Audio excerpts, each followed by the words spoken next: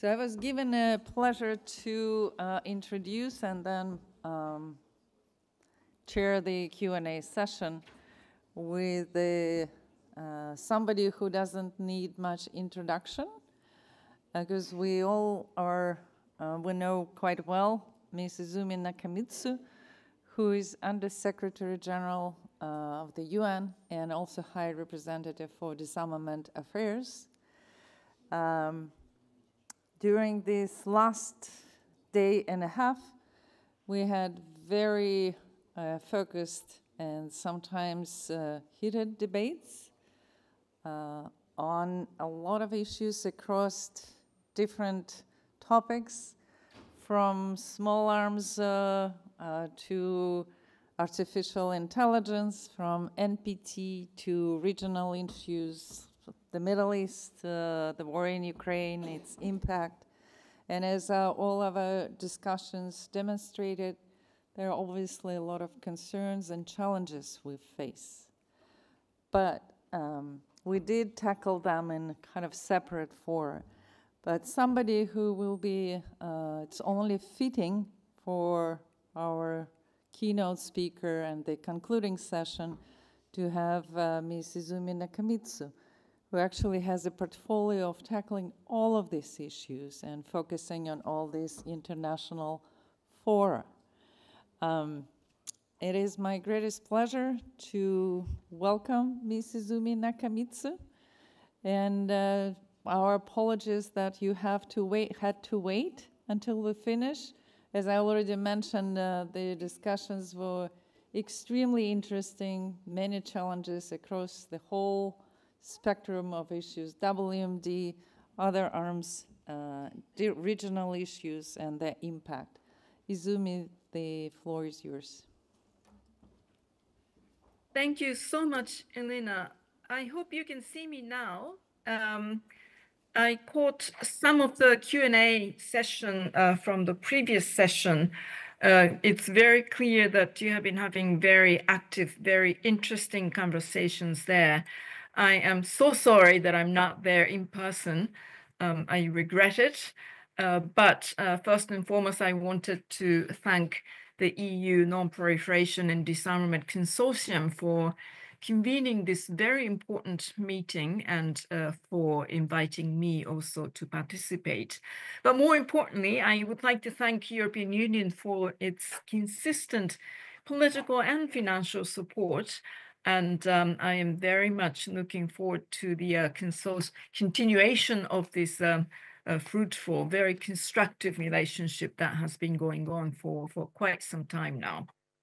Now, I think there is a shared rising concerns over the deteriorating security environment. It's very clear as we observe a very consistent shift, unfortunately, towards a more turbulent and unstable future in the past years. And I think an increasingly divided world is very evident, with distrust and rapidly replacing dialogue, and that is always a concern for the United Nations. Global military spending at a high and, at the highest, actually, and it is still expected to continue to increase as insecurity and geopolitical tensions persist. And that means that disruptive implications for climate actions, SDGs, and peace and security agenda overall. And one thing I'm sure you have been discussing in the past a couple of days, more unpredictable, unstable, and divided domestic political landscape in many countries around the world, and how that is also impacting the international peace and security at the UN and many other multilateral platforms. We could also see that in the most recent First Committee.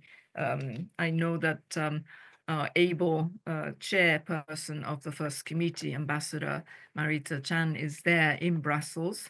It was a very difficult multilateral environment, very difficult environment in the First Committee, with so many votes now to adopt resolutions. So in this overall climate, I would like to start, obviously, by highlighting the unacceptable level of nuclear risk, which in this deteriorating political context will require our immediate attention. The danger of nuclear arms racing and testing.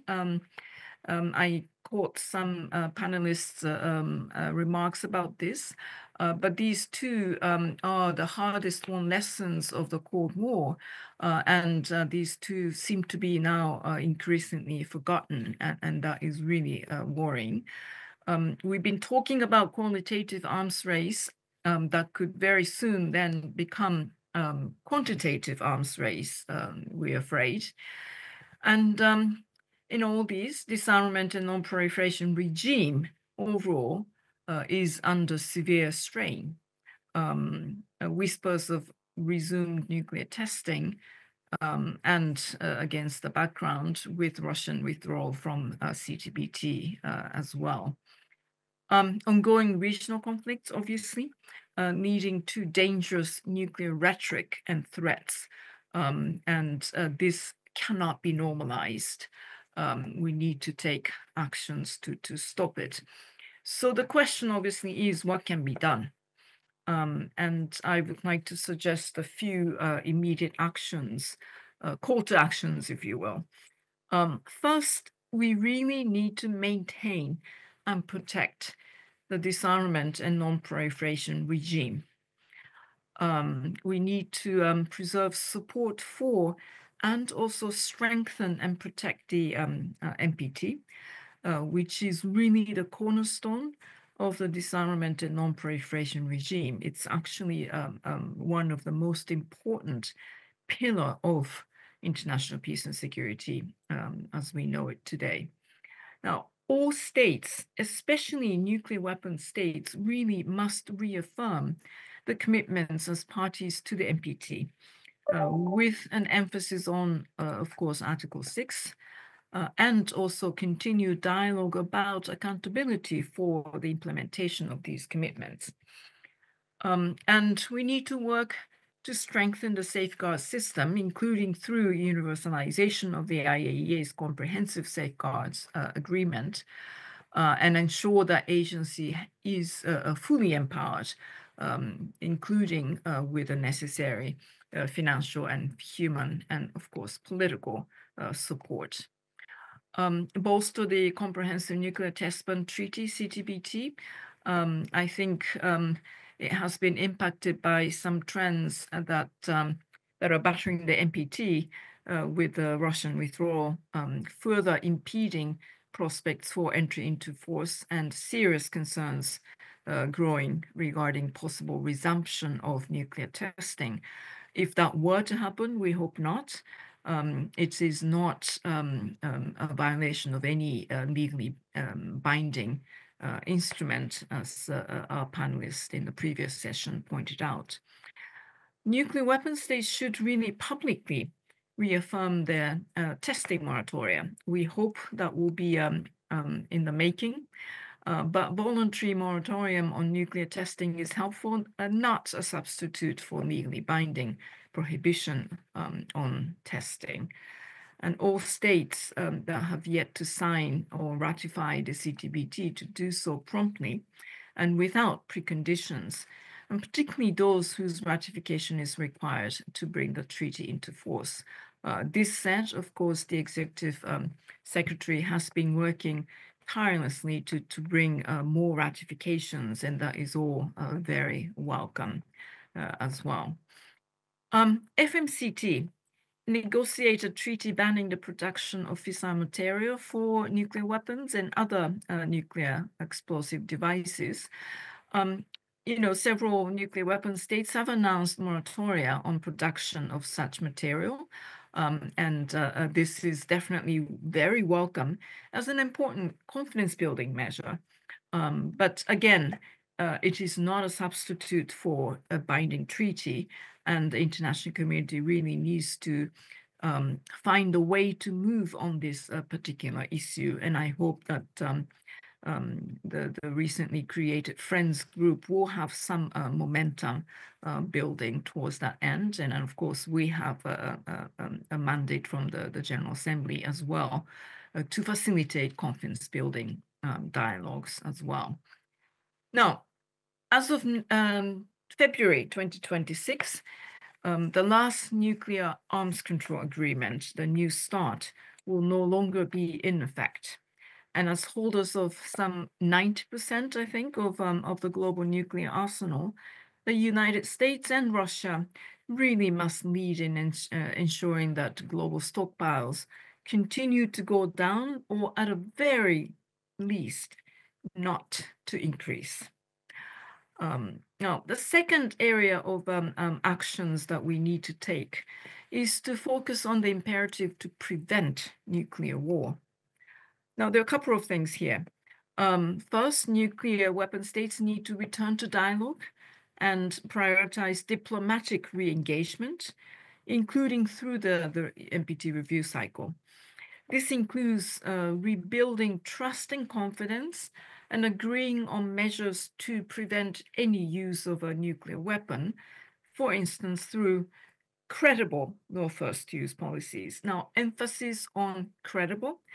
I would like to really stress that, and enhanced transparency measures. And here, restraint in rhetoric and strengthened crisis communications, I think, will also be key. The second here, in this area of action, is for member states to address regional proliferation crisis really much more seriously. States parties really should seriously consider how the NPT can serve as a vehicle for resolving these crises, for example, in the Middle East or in the Northeast Asia. This said, of course, we are acutely aware how difficult these regional crises are. The third is something new. Given that the risk of a nuclear weapon being used is currently at its highest since the darkest days of the Cold War, the previous Cold War, I think it is urgent to educate the public about the dangers of nuclear war and its consequences. And in this context, I would very much welcome the resolution in the first committee recently adopted on new study on the effects of nuclear war. Finally, and as a guiding principle, I would very much like to emphasize what we have always been saying. We need to bear in mind that the only guaranteed way to prevent nuclear war really is to eliminate nuclear weapons. And then we always have to say it and repeat it. Absolutely important. Now, in all of these, we believe that the European Union has an important role to play. The commitment of EU states to these instruments that I have laid out here, for us is a reason for optimism. And also, European Union membership consists of diverse profiles of countries. You have a nuclear weapon state, allied states, including nuclear host countries, but also states parties to the TPNW.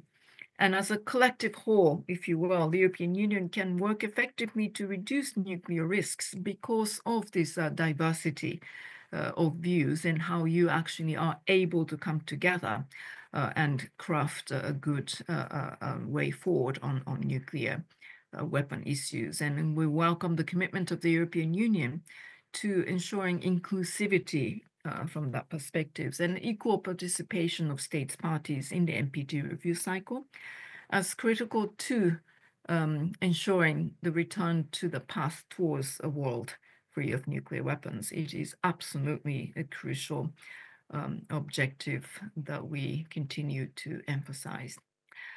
Now, Elena, if I may, beyond nuclear weapons, I would like to also touch on some of the key disarmament priorities taking advantage of this platform. In the WMD area, or the sort of issues related to critical risks that the world community continue to face, We are also observing a dramatic evolution in biological threats. I think we all learned from the COVID-19 how devastating global harm that the pathogen or the virus can cause, even if it's natural or accidental. If it is deliberate spread of infectious disease, the events will be really catastrophic. Now, at the same time, dramatic scientific and technological advances in the areas such as synthetic biology, artificial intelligence, could lower barriers to the acquisition and development of biological weapons, and could make capabilities which previously required state-level resources accessible to groups or individuals even. And so international community has a key tool in this area. The Biological Weapons Convention at the 1925 Geneva Protocol are the primary international legal instruments for addressing the grave threat of biological warfare. The outcome of the Ninth Review Conference in 22 offers a clear roadmap.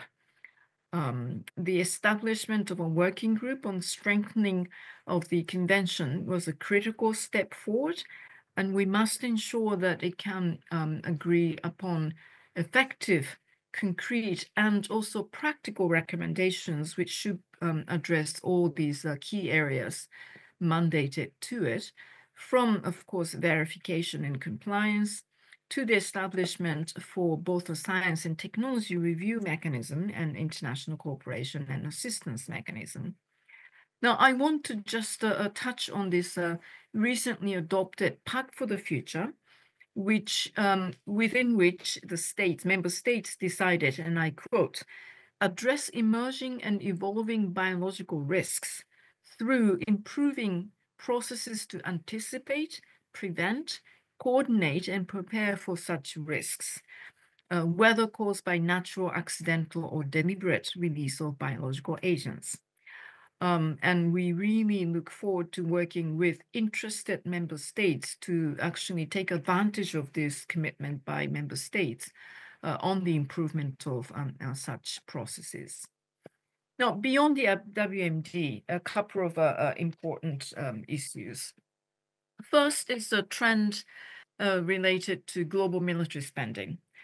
Global military spending continues to surge, as we know, with soaring investments in new weaponry and equipments, all against the background of a fast approaching deadline for the achievement of the Sustainable Development Goals. With the continuation of arms transfers to the conflict in Ukraine and also the Middle East, as well as conflicts in other regions, global military expenditure is likely to continue to increase sharply in coming years. The challenges associated with military expenditure is not just related to major international wars. In many developing countries' contexts, often the need for large defense budgets due to threats, risks posed by transnational criminal and extremist organizations give enormous pressure to social and economic spending. Added to the debt crisis, the climate crisis, and many other crises, this is really a bad circle of a major source of instability and insecurity, and therefore impacting the international peace and security landscape. So we really need to use the momentum generated by the Pact to engender the inclusive and comprehensive conversation on underlining drivers that are sustaining the rising trend of military expenditures and the implications of this military expenditures skyrocketing on the achievement of the Sustainable Development Goals. And we hope that we will be able to work with European Union on this very important issue as well. This brings me to small arms and light weapons also. The impact of illicit small arms is felt across all regions of the world. cutting across borders and communities. And with the adoption of a robust outcome document by consensus at the end of the program of action, the review conference last June this year, including a political declaration and action-oriented measures, underscore the willingness of the entire UN member states to work collaboratively for change. And I quote, reducing human suffering and socio-economic consequences caused by illicit trade in small arms and light weapons in all its aspects. The conference reminded us that all legally produced or transferred firearms are at risk of being diverted and end up in wrong hands unless the right security measures are in place at all stages of their life cycle. And I therefore would like to extend my appreciation to the European Union for funding a multi-year project in support of the REFCON 4 success. And through your support, the UN organized a series of expert roundtables, 5 regional preparatory meetings in Asia Pacific, Latin America, Africa, sponsorship programs for developing countries to attend and REFCON 4, national level assistance and enhanced civil society participation. All of those things really contributed to a successful REFCON 4. Now, looking ahead, the community's commitments made at the REFCON 4 will guide us through the next biennial meetings in 26 and 28, and leading us all to the 5th review conference in 2030, that obviously coincides with the last target year of the SDG as well. We should also now talk about the new and emerging technologies and their impact on disarmament work. And then this is the next area which I just really wanted to touch on as the important priority. Rapid advances in science and technology hold obviously a great promise for the future, including, I would say, in support of achievement of the SDGs. At the same time, such developments could pose challenges to international peace and security, from issues of compliance with international humanitarian and human rights laws to other ethical and legal questions. Now, advances in technologies are already having a transformative impact on conflict dynamics, and we see it everywhere. From increasing sophistication and proliferation of armed uncrewed aerial vehicles to growing use of missiles to the battlefield, to expanding applications of artificial intelligence in the military domain. And the very nature of how war is waged is, I think, beginning to change. Now, large-scale destructive or disruptive activity in the digital domain could have cascading national, regional, and global effects. Malicious ICT activity targeting critical infrastructure, including that which transcends these national borders, could have particularly far-reaching and grave consequences. Now, there are real concerns that technological developments are outpacing, if you will, our governance frameworks to manage associated risks.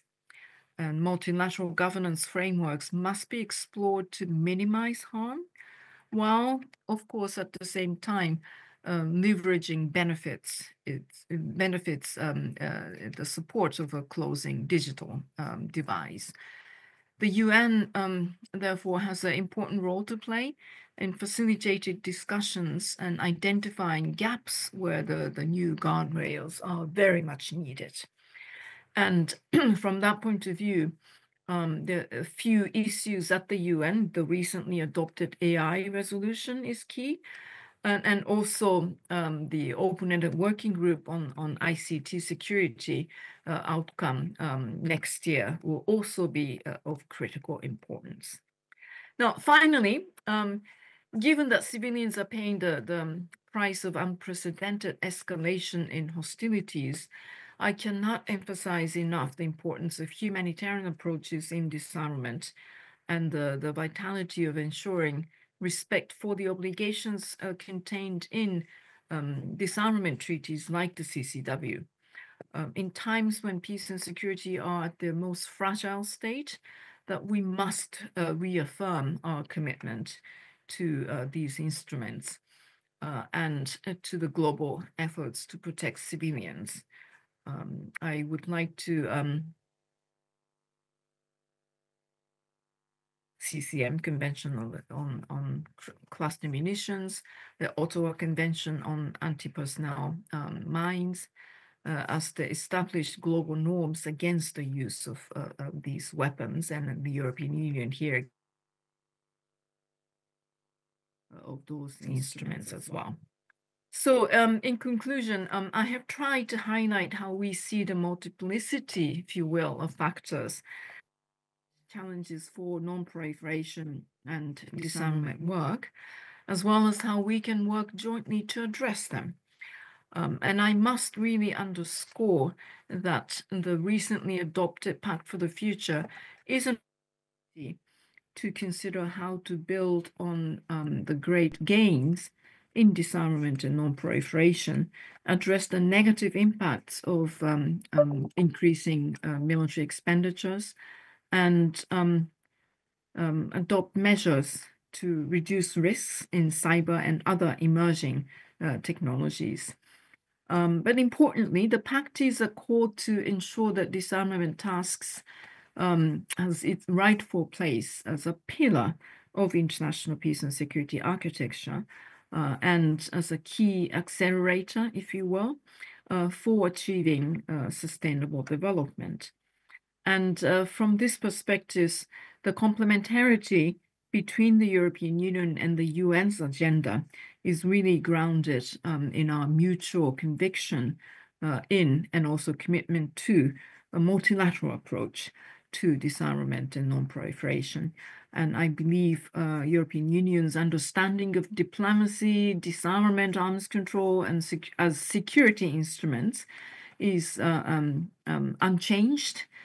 Even in the face of a major war in Europe, we must make sure that this message is continuously emphasized. And I look forward to working together with European Union to that end. And thank you very much for listening. And I look forward to the conversation that will follow.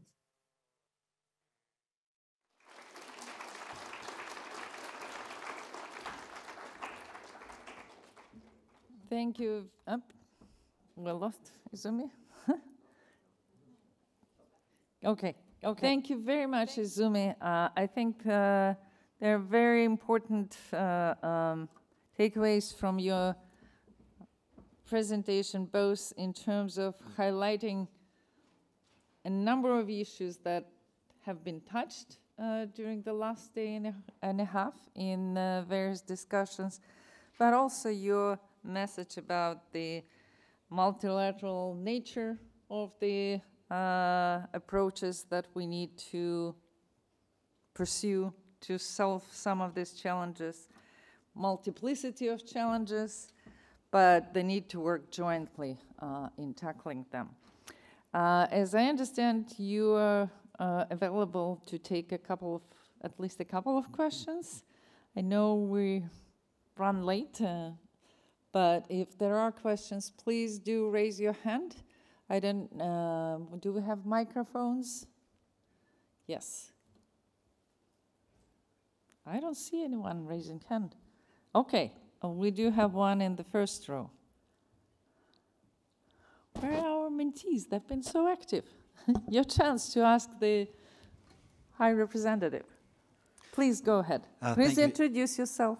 Thank you very much, Alan Ware from Parliamentarians for Nuclear Non-Proliferation and Disarmament. Thank you very much, Under-Secretary General, in particular for following up on the aspects of disarmament in the Pact for the Future. The question I have is on that. 1 week after the Summit of the Future, the UN announced that the UN Secretary General will indeed establish a new position of a UN envoy for future generations. Will disarmament be part of the mandate of the UN Special Envoy of Future Generations, due to the fact that these issues are very much impacting on future generations? Thank you. Excellent question. Anyone else? Or we can take one by one. Yes, please, at the very end.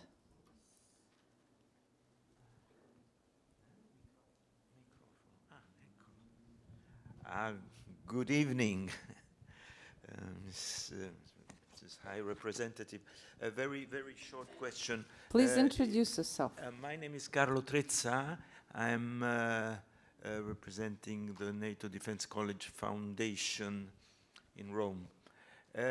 Among the around 10 objectives that you mentioned credible non-first use. Could you elaborate on the term credible? Thank you. Thank you. I don't see any. Oh, yes, one more question, and then we'll give it back to you, Izumi. Thank you. Tung Zhao, Carnegie Endowment for International Peace.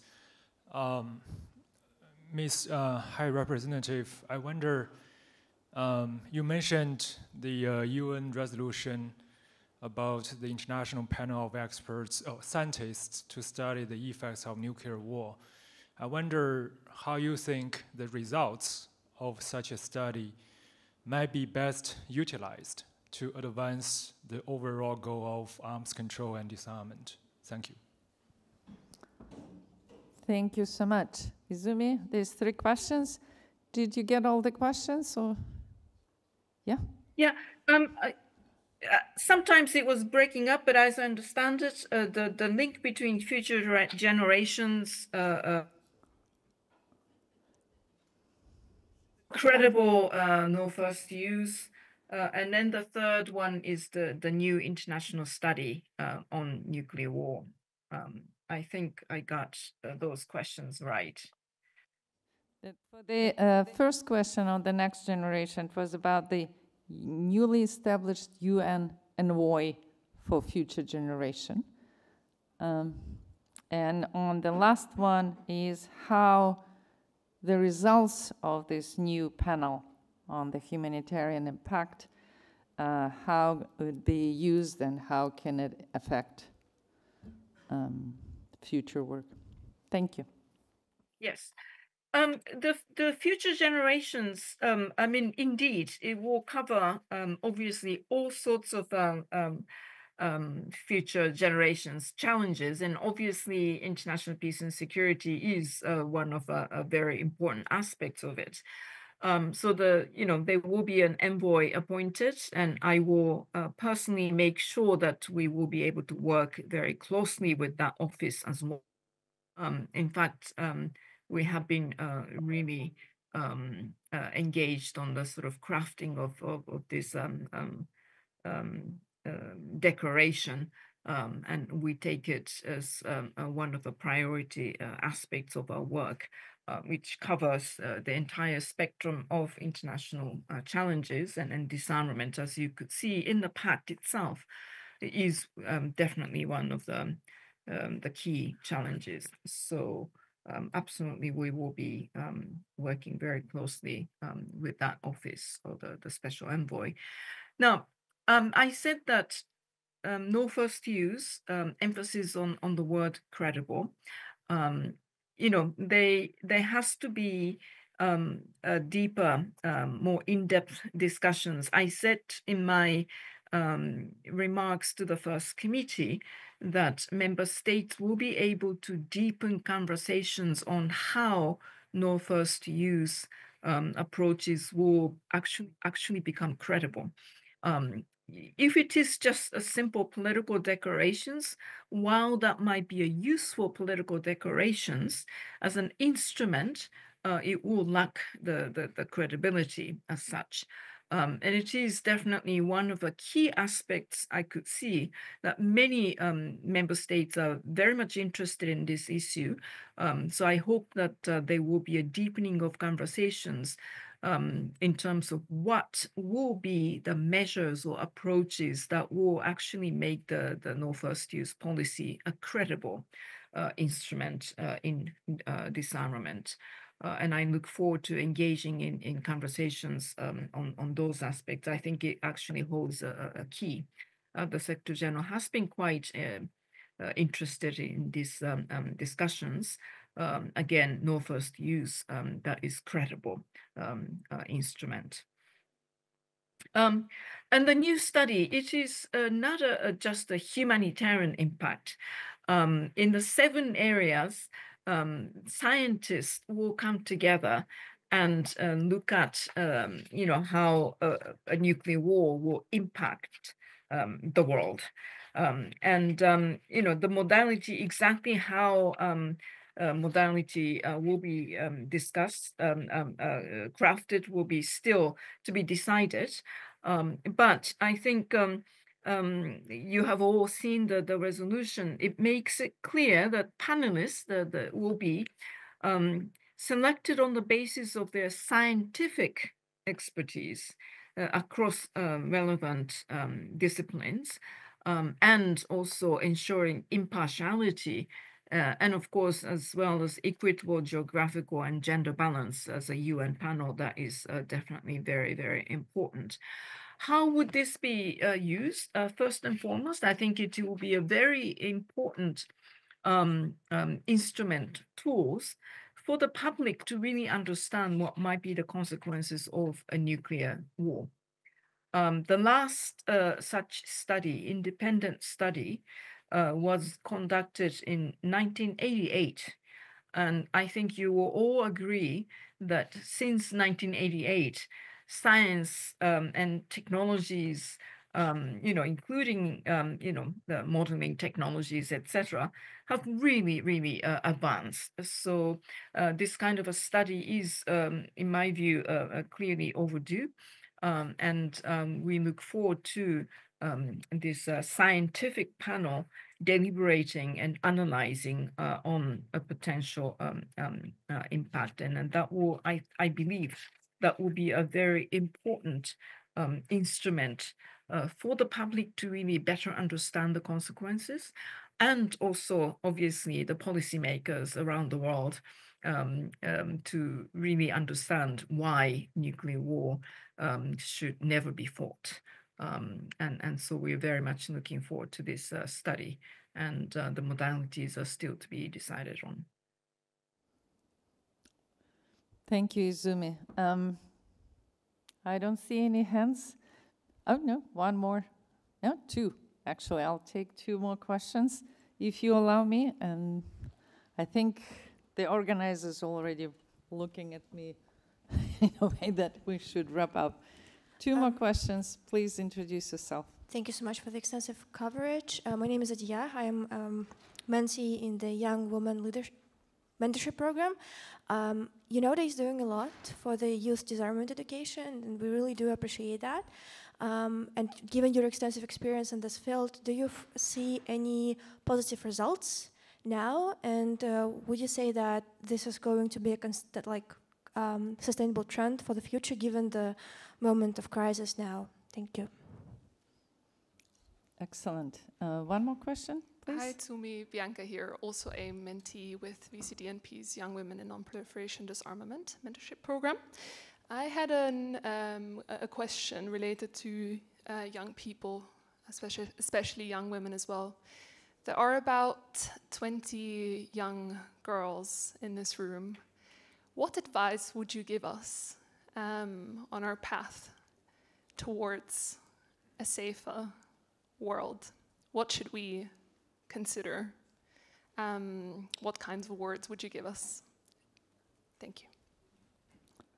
Thank you. Izumi, I just want to maybe chime in that we have a very active group of young women at this conference, and they've been fabulous in posing very excellent questions, very well thought, but also challenging ones. So here we go.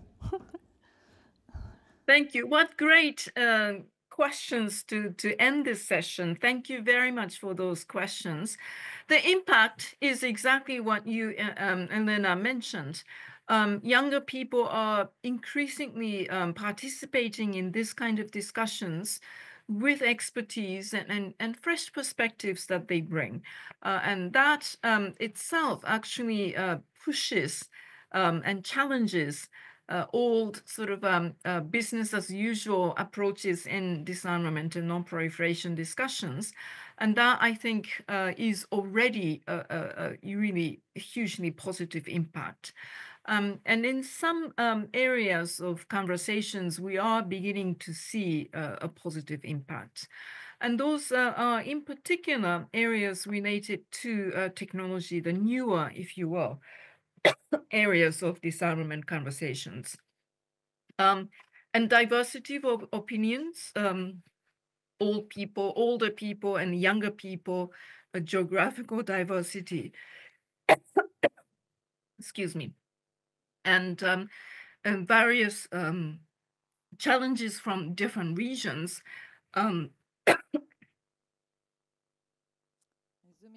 Take a break. Already enriches the conversations. So that is already a positive impact. The advice, please stay in, continue exploring, and learn the expert in substantive areas.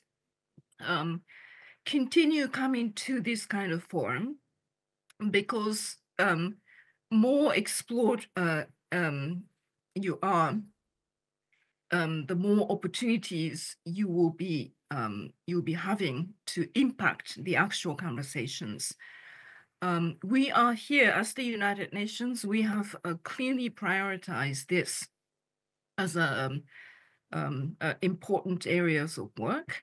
Not just sort of checking box kind of reasons, but because we truly believe that there will be a positive impact on the substantive outcomes of those conversations. We need, I mean, the world is changing so fast.